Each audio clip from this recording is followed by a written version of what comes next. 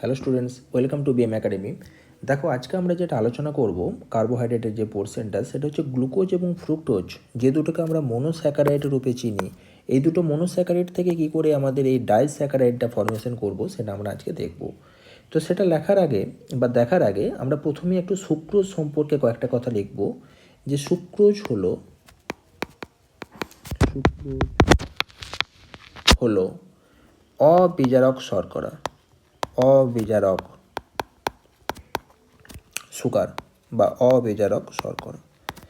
কেন এটাকে অবিজারক শর্করা বলা হচ্ছে, তার কারণ হচ্ছে যে এটা ফেলিং, টলেন্স, বেনেডিক্ট এদেরকে বিজারিত করতে পারে না। তো এটা হচ্ছে ডাইস্যাকারাইড। সুক্রোজ হচ্ছে এক ধরনের ডাইস্যাকারাইড, আমরা প্রত্যেকেই জানি। এবং এই সুক্রোজের আর্দ্র বিশ্লেষণের ফলে সুক্রোজের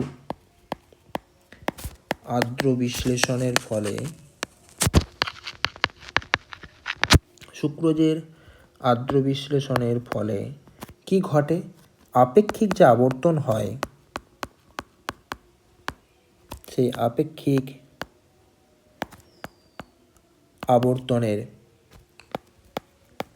যে অভিমুখ, সেই অভিমুখের পরিবর্তন ঘটে। তো এই ঘটনাকে বলা হয়ে থাকে, এই ঘটনাকে সুক্রোজের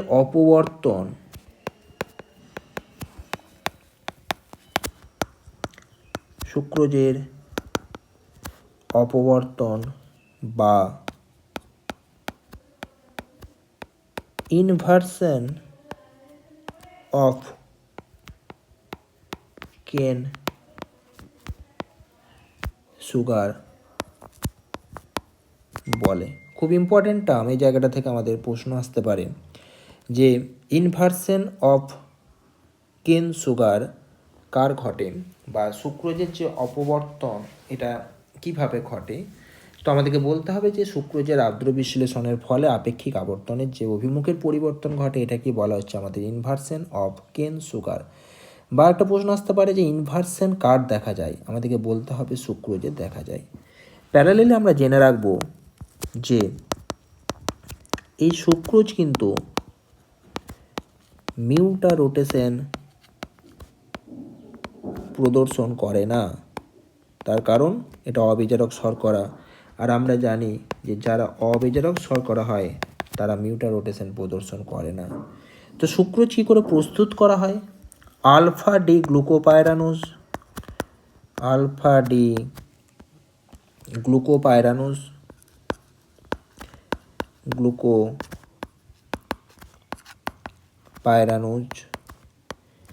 এবং বিটা ডি ফ্রুক্টোফিউরানোজ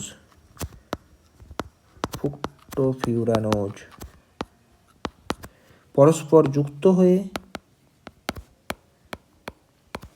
সুক্রোজ তৈরি করে। যখন এরা পরস্পর যুক্ত হয় তখন এক অণু জল বের হয়ে যায় এবং একটি ইথার লিঙ্কেজের মাধ্যমে সুক্রোজটাকে ফর্মেশন করতে সাহায্য করে।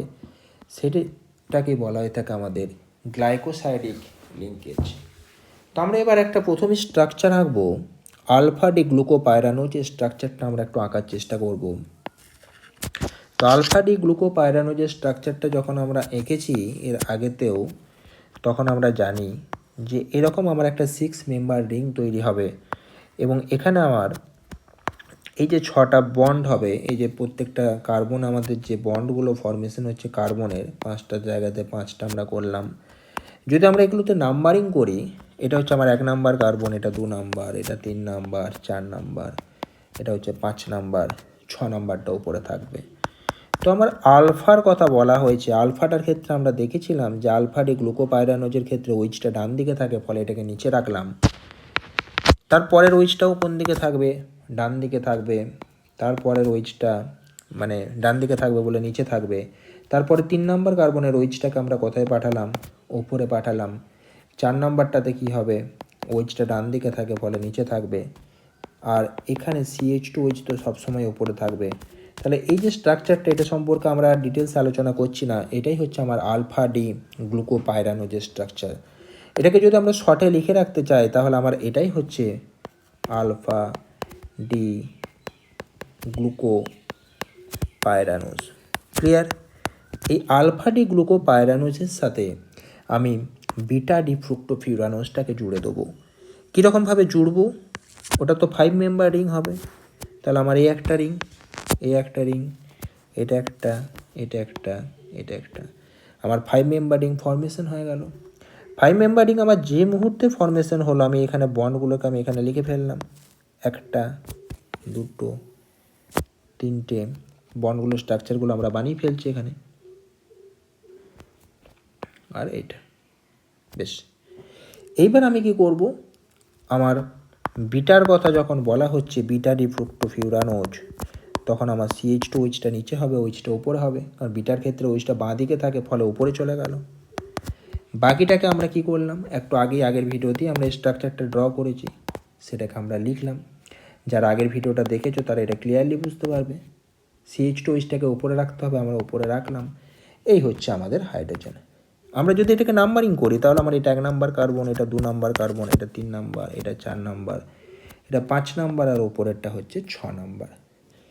এবার এটার নাম যদি আমরা লিখতে চাই তাহলে আমরা লিখে ফেলি বিটা ডি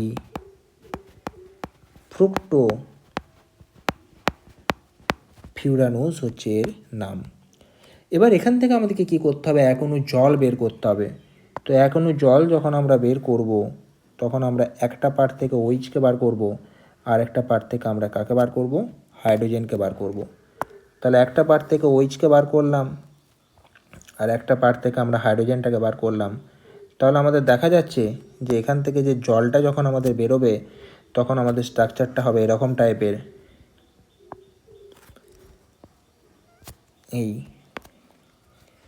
এটা তো দেখানো যাচ্ছে না।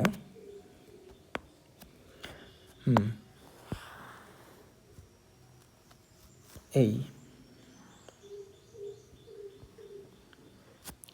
ঠিক আছে, এটাকে আমি এমনি নর্মাল করে দিচ্ছি। দেখো, এই OH, এই H, আর এই পোর্শনটা আমার এখান থেকে বেরিয়ে চলে আসবে।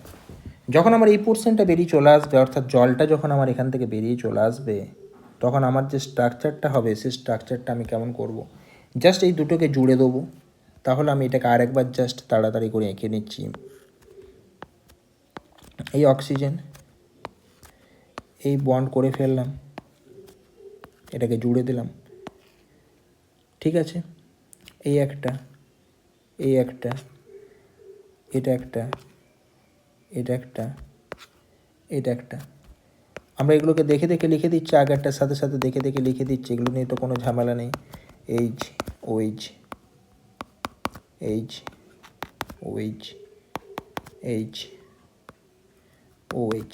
গোটাটাকে আমরা লিখে ফেললাম। আমরা ফ্রুক্টোফিউরানোজটাকেও গোটাগুটি আমরা লিখে ফেলছি, এটাকে নিয়েও তো আমার কোনো ঝামেলা নেই। তাই এই আমরা বাকি বন্ডগুলোকে আমরা পরপর যেমন ছিল তেমন আমরা এগুলোকে লিখে ফেলছি। ঠিক আছে, অর্থাৎ এটা হয়ে যাবে আমাদের CH2OH, এটা হয়ে যাবে হাইড্রোজেন, এটা হাইড্রোজেন, এটা OH, এটা H, এটা OH, এই পোর্শনটা আমার CH2OH। এখন আমার এই বন্ডটার সাথে এই বন্ডটার যে লিঙ্কেজটা, সেই লিঙ্কেজটা আমাকে তৈরি করতে হবে। এটাই হচ্ছে আমার আসল কাজ। তো এই বন্ডের মধ্যে যখন আমরা লিঙ্কটাকে যখন আমরা এখানে তৈরি করব, তখন আমরা এখানে দেখতেই পাচ্ছি যে এখানে এই যে বন্ডটা আমার, এখানে আমরা মাঝখানটাতে অক্সিজেনটাকে লিখে ফেললাম, আর এই বন্ডটাকে আমি এর সাথে জুড়ে দিলাম। তাহলে এই যে আমার লিঙ্কেজটা হলো, এই যে অক্সিজেনটা আমার মাঝ বরাবর এসে জুড়ে গেল, কোন অক্সিজেনটা, এই যে বাঁ দিকের এই যে অক্সিজেনটা, এই অক্সিজেনটা আমার এখানে এসে জুড়ে গেল, এবং তার মধ্য দিয়ে আমরা কি পেলাম, এটাকে আমরা পরস্পরের সাথে জুড়ে ফেলতে পারলাম। ঠিক আছে, প্রত্যেকটা কার্বনকে আমরা কী করলাম, পরস্পরের সাথে জুড়ে ফেলতে পারলাম। ঠিক আছে, তো এই যে স্ট্রাকচারটা আমার তৈরি হলো, এটাই আমার ফরমেশন হলো সুক্রোজ। এই হচ্ছে আমার সুক্রোজ, এটাই হচ্ছে আমার সুক্রোজের স্ট্রাকচার। সুক্রোজের স্ট্রাকচার আমার গঠন হয়ে গেল। আর এই যে লিঙ্কেজটা আমার এখানে তৈরি হলো, এই লিঙ্কেজটাকে আমার বলা হয়ে থাকে গ্লাইকোসাইডিক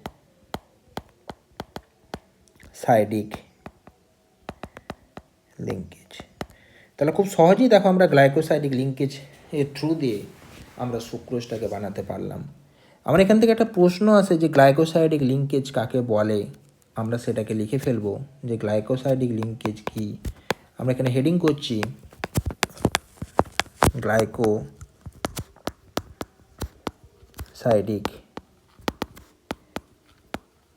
লিঙ্কেজ, এটাকে আমরা হেডিং করছি। তো উত্তর হিসেবে আমরা এখানে লিখব দুটি অণু ভিন্ন বা অভিন্ন, তাহলে আমরা এটা লিখি দুটি অণু ভিন্ন মানে আলাদা আলাদা, বা অভিন্ন মানে হচ্ছে একই রকম। মনোস্যাকারাইড থেকে, অর্থাৎ মনোস্যাকারাইডগুলো আমার একই রকম হতে পারে বা আলাদা আলাদা হতে পারে। মনোস্যাকারাইড থেকে এক অণু কি বের করবে? জল বের হয়ে অক্সাইড লিঙ্কেজ, অক্সিজেনের মাধ্যমে লিঙ্কেজটা হয়েছে বলে এটাকে বলা হচ্ছে অক্সাইড লিঙ্কেজ, বা মাঝে অক্সিজেন দুদিকে দুটো কার্বন থাকার জন্য এটাকে ইথার লিঙ্কেজও বলা হয়ে থাকে, বা ইথার লিঙ্কেজ গঠনকে, যে ইথার লিঙ্কেজটা গঠন হয় সেটাকেই আমার বলা হয়ে থাকে গ্লাইকোসাইডিক লিঙ্কেজ বলে। এটা কি বলা হচ্ছে আমার গ্লাইকোসাইডিক লিঙ্কেজ। এবার আমরা কি তৈরি করব? মল্টোজ তৈরি করব। আমার সুক্রোজ তৈরি হলো, আমি এবার তৈরি করব মল্টোজ প্রস্তুতি। সুক্রোজ প্রস্তুতি আমরা করলাম আলফা ডি গ্লুকোপাইরানোজ আর বিটা ডি ফ্রুক্টোফিউরানোজের মাধ্যমে, অর্থাৎ একটা গ্লুকোজ এবং একটা ফ্রুক্টোজ মিলে পরে তৈরি হলো আমার সুক্রোজ। এবার আমরা দেখব মল্টোজ কী করে আমার তৈরি হয়। তো মল্টোজ আমার তৈরি হয় আলফা ডি গ্লুকোপাইরানোজ, তাহলে এই পোর্শনটা আমার একই রকম থাকলো, এবং beta D glucopyranose, alpha D glucopyranose এবং আলফা ডি গ্লুকোপাইরানোজ। ব্যাপারটা কীরকম দাঁড়ালো? দুটোই আমরা যদি আলফা ডি গ্লুকোপাইরানোজ নিই সেটাকে থেকে আমরা তৈরি করতে পারবো মল্টোজ। এখান থেকে একটা প্রশ্ন আসে যে মল্টোজ কিসের থেকে তৈরি হয়? আমাদের সহজ উত্তর হবে গ্লুকোজ থেকে। আর যদি আমার প্রশ্ন দেয় গ্লুকোজের যে দুটো ভাগ, একটা আলফা ডি একটা বিটা ডি, তাহলে বিটা ডি না আলফা ডি কোনটা থেকে মল্টোজ তৈরি হয়? আমরা বলবো দুটো আলফা ডি গ্লুকোপাইরানোজ পরস্পর যুক্ত হবে, এক অণু জল বেরিয়ে যাবে, আমার তৈরি হয়ে যাবে মল্টোজ। স্ট্রাকচারটা আমরা একটু দেখে ফেলি, একটু এঁকে ফেলার চেষ্টা করি স্ট্রাকচারটা। এখানে আমার অক্সিজেনটা থাকে, আর এই হচ্ছে আমার স্ট্রাকচার। তাহলে আমার বন্ড যখন আমরা ফর্মেশন করব, তাহলে প্রথমে আমি এখানে এই কার্বনগুলোকে আগের মতো করে লিখে নিই, এটা নিয়ে তো কোনো সমস্যার কিছু নেই। আমরা আলফা ডি গ্লুকোপাইরানোজ বানাচ্ছি, আলফা বানাচ্ছি, তার মানে প্রথমকার ওইচটাকে ডান দিকে, তার মানে আমাকে নিচে রাখতে হবে। পরের ওইচটা ডান দিকে থাকে, তার মানে আমার নিচে থাকবে। পরের ওইচটা বাঁ দিকে থাকে মানে আমার ওপরে চলে গেল, পরের ওইচটা ডান দিকে থাকে মানে আমার নিচে থাকবে। CH2 ওইচটা আমার কোথায় থাকবে? ওপরে থাকবে। আমার স্ট্রাকচার কমপ্লিট হয়ে গেল। আমি এখানে একটু নাম্বারিং করে নিই, এটা হচ্ছে আমার 1 নাম্বার কার্বন, এটা 2 নাম্বার কার্বন, এটা 3 নাম্বার কার্বন, এটা 4 নাম্বার কার্বন, এটা 5 নাম্বার কার্বন, এটা হচ্ছে আমার 6 নাম্বার কার্বন। ঠিক এর পাশেতে আমি আর একটা স্ট্রাকচার আঁকবো, সেই স্ট্রাকচারটা ওই একই স্ট্রাকচার, অর্থাৎ আগেরটা যেমন আমার আলফা ডি গ্লুকোপাইরানোজ ছিল, এটাও হচ্ছে আমার আলফা ডি গ্লুকোপাইরানোজ। তাহলে আমার গঠন দুটো তো একই রকম হবে, এটারও গঠনটা আমার একই রকম হবে। অর্থাৎ আগেরটা দেখে দেখি আমি এটাকে লিখে ফেলতে পারি। কীরকমভাবে লিখবো? এখানটাতে আমি এইচ বসালাম, এখানটাতে ওইচ বসালাম, এখানটাতে এইচ, এখানটাতে ওইচ। তারপরে ওইচটা উপরে চলে যাবে, হাইড্রোজেনটা নিচে চলে আসবে। তারপর আমি এটাকে ওইচ বসালাম, ওপরটাতে এইচ বসালাম, উপরটাতে আমি CH2H বসালাম, নিচটাতে আমি এখানটাতে হাইড্রোজেনটাকে বসালাম। আমি এখানে 6টা কার্বনকে যদি মার্ক করতে চাই, এটা 1 নাম্বার কার্বন, এটা 2 নাম্বার, এটা 3 নাম্বার, এটা 4 নাম্বার, এটা 5 নাম্বার, এটা 6 নাম্বার।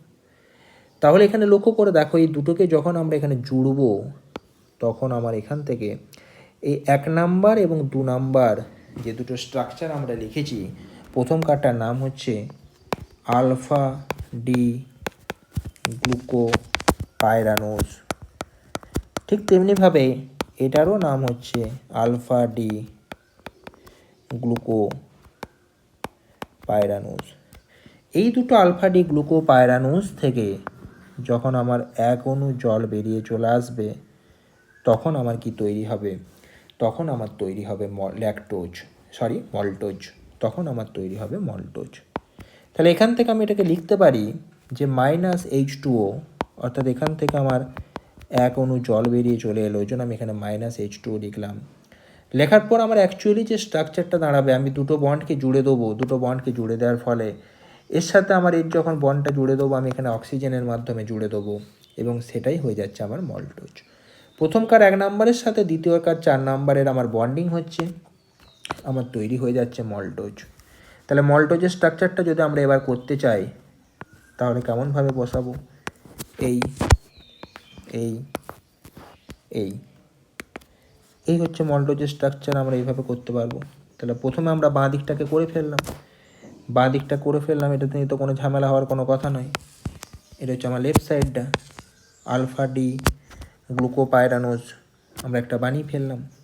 আমরা আরেকটা বানিয়ে ফেলি, তবেই আমাদের স্ট্রাকচারটা করতে সুবিধা হবে। এই আমরা বানিয়ে ফেললাম। এটার ক্ষেত্রেও এরকমভাবে একই রকমভাবে আমরা লাইনগুলো টেনে নিলাম, এটা এটা এটা। এবার আমরা কি করলাম, বাকি যেগুলো আমাদের কোনো কাজে লাগছে না সেগুলো যেমন আছে আমরা সেগুলোকে অ্যাজ ইট ইজ সেরকমভাবে আমরা বসিয়ে দেওয়ার চেষ্টা করলাম। এই এই এটা আমরা আগেরটার দেখে দেখি বসিয়ে দিতে পারি, কোনো ঝামেলার কিছু নেই। Hydrogen hydrogen CH2H H OH H OH H, এখানটা বাদ রাখছি, OH। এবার আমরা কি করব, মাঝখানটা যেটা জুড়েছি এদের মধ্যে যে লিঙ্কেজটা হবে সেই লিঙ্কেজটা কিসের মাধ্যমে হবে, অক্সিজেনের মাধ্যমে হবে, অর্থাৎ অক্সিজেনের মাধ্যমে আমি এই লিঙ্কেজটাকে করে ফেললাম। তাহলে এই যে স্ট্রাকচারটা আমার তৈরি হলো, এই স্ট্রাকচারটাই হচ্ছে আমার মল্টোজের স্ট্রাকচার। আমি এটা নাম হিসাবে এখানে লিখে রাখবো যে এটাই হচ্ছে আমার মল্টোজ। তাহলে 2খানা গ্লুকোজ থেকে আমার তৈরি হয়ে গেল মল্টোজ। মল্টোজ সম্পর্কে যদি আমি 2 লাইন লিখতে চাই তাহলে লিখতে পারি যে এটি একটি কীরকম সুগার, বিজারক শর্করা। এটা হচ্ছে আমার বিজারক শর্করা বা বিজারক সুগার। আগের যখন আমরা সুক্রোজের কথা বলেছিলাম তখন সুক্রোজটা ছিল আমার অবিজারক শর্করা আর মল্টোজটা হচ্ছে আমার বিজারক শর্করা। এটা এক ধরনের ডাইস্যাকারাইড এবং এটি মিউটা রোটেশন প্রদর্শন করে, এটি মিউটা রোটেশন প্রদর্শন করে। এই হচ্ছে আমরা মল্টোজ সম্পর্কে বেশ কিছু তথ্য আমরা জানলাম। এবার লাস্ট আমরা যেটা করব সেটা হচ্ছে ল্যাকটোজ তৈরি। তো ল্যাকটোজের জাস্ট আমরা হেডিংটা লিখে রাখবো, আমরা কিভাবে তৈরি করতে হয় সেটা আমরা এখানে দেখব যে ল্যাকটোজ আমরা কিভাবে প্রস্তুত করব। ল্যাকটোজ প্রস্তুতি, এই হচ্ছে আমার হেডিং। তো এই ল্যাকটোজটাকে আমরা কি থেকে বানাবো, এই ল্যাকটোজটাকে বানানো হয়, একটা হচ্ছে বিটা ডি গ্লুকোপাইরানোজ, এগুলোকে আমরা খেয়াল রাখবো তাহলেই হবে। Beta D glucopyranose, beta D glucopyranose আর বিটা ডি গ্যালাক্টোজ, এই দুটো সমন্বয়ে তৈরি করা হয়। তো ল্যাকটোজ হচ্ছে আমাদের এক ধরনের বিজারক সুগার, এটাও আমার মিউটা রোটেশন প্রদর্শন করে। তাহলে এটা হচ্ছে এক প্রকার বিজারক শর্করা এটি মিউটার রোটেশন প্রদর্শন করে। বেশ, তো কী করে এটা আমরা বানাবো? এটা আমরা বিটা ডি গ্লুকোপাইরানোজ থেকে এবং বিটা ডি গ্লুকো গ্যালাক্টোজ থেকে আমরা এটা বানাবো। তো এখানে আমরা এটা লিখছি না, এটা স্ট্রাকচার আমরা আর করছি না, এটা স্ট্রাকচার আমরা নিজেরাই করতে পারবে তোমরা। আমি শুধুমাত্র হিন্টস দিয়ে দিচ্ছি যে কী করে বানাবে, তাহলে এটা হোম টাস্ক হিসাবেও থাকলো তোমাদের জন্য যে এই ল্যাকটোজের স্ট্রাকচারটা তোমরা বাড়িতে বানাতে পারবে। তো এই বিটা ডি গ্লুকোপাইরানোজটাকে কোথায় রাখবে তোমরা? এটাকে জাস্ট উপরে ডান দিক করে রাখবে। আমি জাস্ট হিন্টসটা দিয়ে দিচ্ছি, এটাকে আমরা রাখবো উপরের ডান দিকে, আর এটাকে আমরা রাখবো মানে বিটা ডি গ্যালাক্টোজটাকে আমরা রাখবো নিচে বাঁ দিকে, এটাকে আমরা রাখবো নিচে বাম দিকে। ক্লিয়ার? এখন ডাউট হয়ে গেল বাঁ দিক ডান দিক বলতে কী বোঝাচ্ছি, উপর নিচে বলতে কী বোঝাচ্ছি? জাস্ট এই জিনিসটা লক্ষ্য করো, উপরের ডান দিকে আমরা রাখছি বিটা ডি গ্লুকোপাইরানোজকে, অর্থাৎ আমরা এই বন্ড ফরমেশন করব এই এই ঠিক আছে। আমি এখানে মাঝখানের এইচ আর ওইচগুলোকে আর লিখছি না, তাহলে উপরের ডান দিক করে আমি বিটা ডি গ্লুকোপাইরানোজকে লিখলাম। তাহলে এটা হচ্ছে আমার 1 নাম্বার কার্বন, এটা 2 নাম্বার কার্বন, এটা 3 নাম্বার কার্বন, এটা 4 নাম্বার, এটা 5 নাম্বার, আর ওপরটাতে থাকবে 6 নাম্বার কার্বনটা মানে CH2Hটা। আর নিচে বাঁ দিক করে মানে এই ঠিক এই লাইনটার সোজাসুজি করে আমরা এই নিচের বাঁ দিকটা করে আমরা কি করব, গ্যালাক্টোজটাকে রাখবো। কোন গ্যালাক্টোজ? বিটা ডি গ্যালাক্টোজকে আমরা এখানে রাখবো, এই এই আমরা এখানে রাখবো। এটাকে কি হবে ব্যাপারটা? 1টা কার্বন, 2টো কার্বন, 3টে কার্বন, 4টে, 5টা সব বন্ড আমরা করে ফেললাম। তাহলে এটা হচ্ছে আমার যথারীতি 1 নাম্বার কার্বন, এটা 2 নাম্বার, এটা 3 নাম্বার, এটা 4 নাম্বার, এটা 5 নাম্বার, ওপরেরটা হবে 6 নাম্বার, ওই যে CH2H যেটা থাকে। এতে কি সুবিধাটা হবে?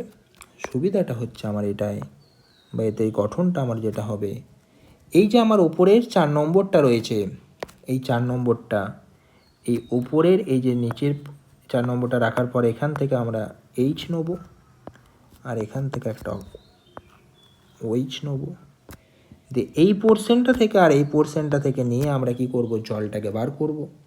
যথারীতি আমার দেখা যাবে যে আমার এখানেও কি হবে, একটা লিঙ্কেজ তৈরি হবে। তার কারণ হচ্ছে যখন আমরা এই গ্লুকোপাইরানোজের কথা যখন আমরা বলবো, তখন আমরা খুব ভালো করেই জানি যে 4 নাম্বার যে আমার কার্বনটা রয়েছে, খুব ভালো করে লক্ষ্য করে দেখো, জাস্ট আমি এই জায়গাটা তাহলে করে দিই তোমাদের সুবিধার্থে, এই জায়গাটা আমি জাস্ট করে দিচ্ছি, বাকিটা আমি কিন্তু আর রাখছি না, বাকিটা নিজেরাই করবে। সেটা হচ্ছে যেহেতু আমার এটা বিটা ডি গ্লুকোপাইরানোজের কথা বলছে, গ্লুকোপাইরানোজ, তার মানে আমার এই যে 4 নাম্বার যেটা আমার কার্বন, সেই 4 নাম্বার কার্বনের ওইচটা আমার কোন দিকে থাকে, নিচের দিকে থাকে। তাহলে 4 নাম্বার কার্বনের ওইচটা নিচের দিকে থাকে মানে আমার এখানটাতে ওইচটা থাকবে আর এখানটাতে হাইড্রোজেনটা থাকবে। তার কারণ আমার এই যে স্ট্রাকচার সেটা হচ্ছে আমার বিটা ডি গ্লুকোপাইরানোজ। বাকি পোর্শনটা তো তোমরা নিজেরাই দেখে দেখে করতে পারবে বিটা ডি গ্লুকোপাইরানোজের ক্ষেত্রে। আমি আরও একটা করে দিচ্ছি, বিটা ডি মানে হচ্ছে আমার ওইচটা বাঁ দিকে ছিল, তার মানে ওইচটা উপরে হবে আর হাইড্রোজেনটা নিচে হবে, তবেই তো আমরা এটাকে বিটা বলতে পারবো। তো যাই হোক, বিটা ডি গ্লুকোপাইরানোজ হলো, বাকি পোর্শনগুলো নিজেরা বসালে। নিচেরটাতে আমরা বিটা ডি গ্যালাক্টোজের কথা বলছি, তার মানে আগে তোমাদেরকে সেই গ্যালাক্টোজের স্ট্রাকচার আঁকতে হবে, যে গ্যালাক্টোজের স্ট্রাকচার আমরা গেট র্যাক্সেল থেকে পেয়েছিলাম, AAGMGIGT, সেখান থেকে হাওয়ার্ড প্রজেকশনের মাধ্যমে তোমরা বিটা ডি গ্যালাক্টোজের স্ট্রাকচারটা এঁকে নেবে, বিরাট কিছু জটিল ব্যাপার নয়। আমি শুধুমাত্র বলে দিচ্ছি যেহেতু বিটা ডি এর কথা বলছে, সেই জন্য এখানেও আমার ওইচটা বাঁ দিকে থাকবে, তার মানে উপরে হবে আর হাইড্রোজেনটা নিচে হবে। তাহলে এই যে আমি এখানে বন্ডটা ফরমেশন করেছি, তাহলে এই পোর্শনটাতে যদি আমি এই পোর্শনটাতে শুধু এখান থেকে জলটাকে বার করে নিতে চাই, তাহলেই আমার এখান থেকে রিয়েকশানটা কী হবে, কমপ্লিট হয়ে যাবে। ঠিক আছে, তাহলে আমার এখানে বন্ডটা আমি যদি এরকম করি যে আমি একটা থেকে ওইচকে নিলাম আর একটা থেকে আমি হাইড্রোজেনটাকে নিলাম, তাহলেই দেখো আমার এখান থেকে জলটা বেরিয়ে চলে আসবে, এদের মধ্যে লিঙ্কেজ হবে, লিঙ্কেজ হওয়ার পর যেটা আমার ফর্মেশন হবে সেটাই তো হবে আমার ল্যাকটোজ। তাহলে নিজেরা এটা বানিয়ে ফেলবে, বানিয়ে পরে তোমরা বাড়িতে প্র্যাকটিস করবে এবং বইতে দেখবে স্ট্রাকচার দেওয়াই আছে, সেখান থেকে তোমরা মিলিয়েও নিতে পারবে। তাহলে এটাকে আমি লিখছি বিটা ডি গ্যালাক্টোজ। তাহলে এই যে প্রথম কার্ডটা, মানে প্রথমে ডান দিকের ওপরে যেটা লিখেছি, এর 4 নম্বর কার্বনের সাথে, মানে এর C4 সাথে 4 নম্বর কার্বনের সাথে নিচে বাঁ দিকে যেটা লিখেছি তা C1 এর বন্ডিংটা আমার তৈরি হবে। জাস্ট এই জিনিসটা খেয়াল রাখবে, তাহলেও তোমরা অনেকটা এগিয়ে যাবে। বাকিটা আমরা এখানে এইচ আর ওইচগুলো দ্বারা ফিল আপ করে দিলেই আমরা বিটা ডি গ্যালাক্টোজের ক্ষেত্রে আমরা স্ট্রাকচারটাকে বের করে নিতে পারবো। তো এই হচ্ছে আমাদের মল্টোজ তৈরি হলো। মল্টোজের পর আমাদের ল্যাকটোজ তৈরি হলো। আর কিছু ইম্পর্টেন্ট পয়েন্ট আমরা জাস্ট এখানে পয়েন্ট আকারে লিখে নেবো, তাহলেই আমাদের চ্যাপ্টারটা পুরোটাই কমপ্লিট হয়ে যাবে। সেটা হচ্ছে এটা, যে এই পয়েন্টগুলো পরীক্ষাতে আসে আর কি, যে কোনো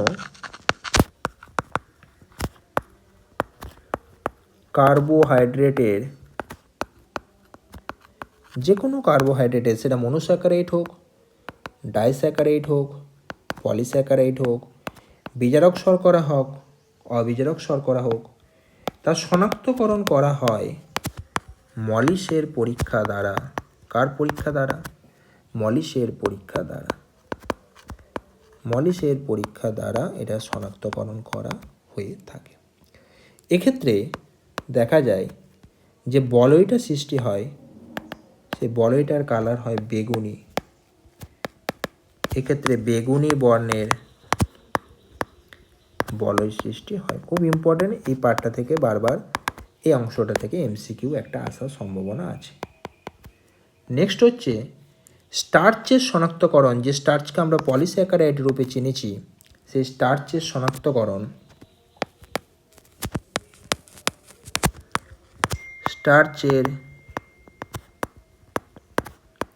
শনাক্তকরণ করা হয়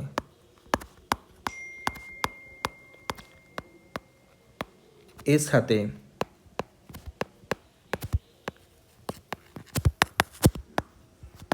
আয়োডিন দ্রবণ যোগ করে। এক্ষেত্রে দ্রবণটি নীল বর্ণ ধারণ করে। পরেরটা 3 নাম্বার আমরা লিখে রাখতে পারি, স্টার্চের যদি আমরা সম্পূর্ণ আর্দ্র বিশ্লেষণ করি, স্টার্চের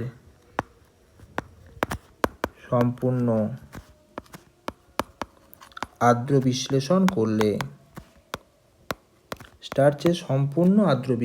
করলে ডি গ্লুকোজ উৎপন্ন হয়। পরীক্ষায় কোশ্চেন আসে এটা, যে স্টার্চের সম্পূর্ণ আর্দ্র বিশ্লেষণ করলে কি উৎপন্ন হয়? আমরা মনে রাখবো ডি গ্লুকোজ উৎপন্ন হয়। তাই বলা যায় এটি হলো, বা স্টার্চ হলো ডি গ্লুকোজের, তাই বলা যায় যে স্টার্চ হলো ডি গ্লুকোজের পলিমার রূপে এটাকে চিহ্নিত করা হলো। স্টার্চ হচ্ছে এক ধরনের অবিজারক পলিস্যাকারাইড। স্টার্চ হলো একটি অবিজারক, কারণ স্টার্চটা হচ্ছে পলিস্যাকারাইড, আর পলিস্যাকারাইড মানেই আমরা জানি সেটা হচ্ছে অবিজারক শর্করা, বা আমরা লিখতে পারি অবিজারক পলিস্যাকারাইড, এটাকে বলা হয়ে থাকে। এটি মিউটা রোটেশন ধর্ম প্রদর্শন করে না, যেহেতু এটা অবিজারক, তাই এটি মিউটা রোটেশন ধর্ম প্রদর্শন করে না। বেশ, পরের আরও বেশ কিছু পয়েন্ট আমরা জাস্ট লিখে রাখবো নিজেদের ইনফরমেশনের জন্য। সেটা হচ্ছে সেলুলোজের প্রাকৃতিক প্রাচুর্য সবচেয়ে বেশি। প্রশ্ন আসতে পারে কোন কার্বোহাইড্রেটের প্রাকৃতিক প্রাচুর্য সবথেকে বেশি? সেলুলোজের প্রাকৃতিক প্রাচুর্য সবথেকে বেশি, যেটা আমাদের ওই কাঠে, বিভিন্ন রকম গাছেতে পাওয়া যায়। সেলুলোজের প্রাকৃতিক প্রাচুর্য সবচেয়ে বেশি। বেশ, উদ্ভিদ জগতে এটি সবচেয়ে বেশি পাওয়া যায়। উদ্ভিদ জগতে এটি সবচেয়ে বেশি পাওয়া যায়। বেশ, যেমন কোথায় কোথায় পাওয়া যায়? তুলোতে পাওয়া যায়, কাঠে পাওয়া যায়, পাটেতে পাওয়া যায় ইত্যাদি ইত্যাদি। সেলুলোজ হলো বিটা ডি গ্লুকোজের এক ধরনের সরল রৈখিক পলিমার। সেলুলোজ হলো বিটা ডি গ্লুকোজের বা গ্লুকোপাইরানোজের একটি সরল রৈখিক পলিমার। তাহলে ইনফরমেশনগুলো আমরা খেয়াল রাখবো, এমসিকিউ কোশ্চেনের জন্য আমার এখানে কাজে লাগবে প্রত্যেকটা। লাস্ট হচ্ছে প্রাণীদেহে সঞ্চিত যে কার্বোহাইড্রেট, প্রাণীদেহে সঞ্চিত কার্বোহাইড্রেট কী রূপে পরিচিত? গ্লাইকোজেন নামে পরিচিত। গ্লাইকোজেন নামে পরিচিত। ক্লিয়ার? এবং এটি হলো আলফা ডি গ্লুকোজের পলিমার।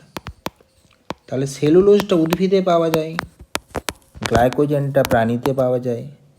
সেলুলোজটা হলো বিটা ডি গ্লুকোজের পলিমার, আর গ্লাইকোজেনটা হলো আলফা ডি গ্লুকোজের পলিমার। এটিকে প্রাণীজ স্টার্চও বলা হয়ে থাকে। পরীক্ষায় প্রশ্ন এটাও আসতে পারে যে প্রাণীজ স্টার্চ কাকে বলা হয়? গ্লাইকোজেনকে বলা হয়ে থাকে। ঠিক আছে, তাহলে এই চ্যাপ্টারটা আপাতত এতটাই। এরপরে আমরা এই চ্যাপ্টারটা থেকে আরও ডিটেলসে বেশ কিছু কোশ্চেন অ্যান্সার আলোচনা করব, আমরা ডিপিপি করব, তো তখন আরও ক্লিয়ার হয়ে যাবে।